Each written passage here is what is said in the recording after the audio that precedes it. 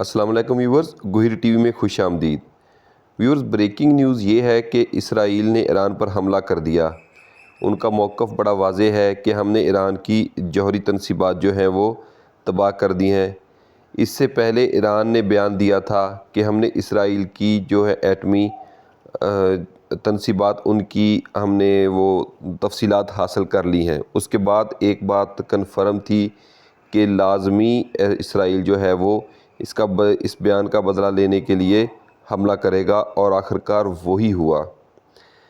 आपने एक बात नोट की कि इसराइल कभी हमले से इक़वाम मुत्तहिदा में नहीं जाता, वो किसी उसूल को नहीं मानता, वो हमेशा हमला करता है।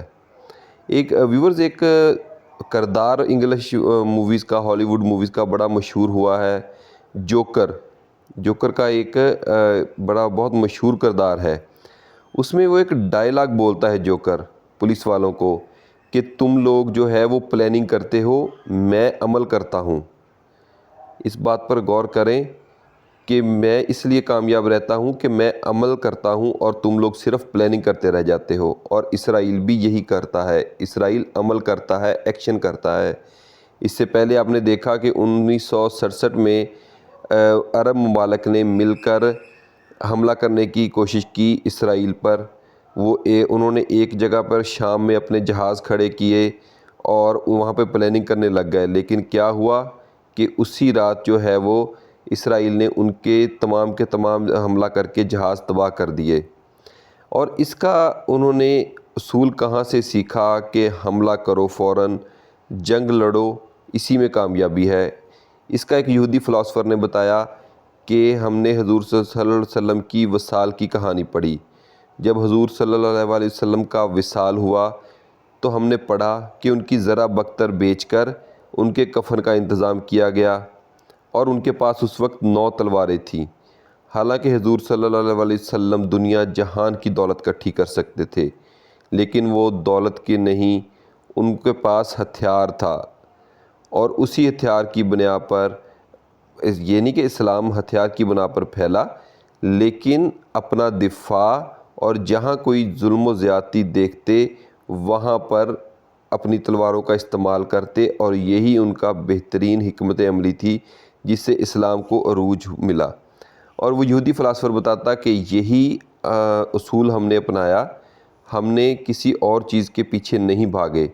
उनकी एक वज़ीर आज़म गुज़री जिसका अब नाम ज़हन में नहीं आ रहा, तो उसने अपना सब कुछ इसराइल का बेच बाच कर, उधार लेकर उसने जंगी जहाज़ ख़रीदे और असला ख़रीदा। क्यों?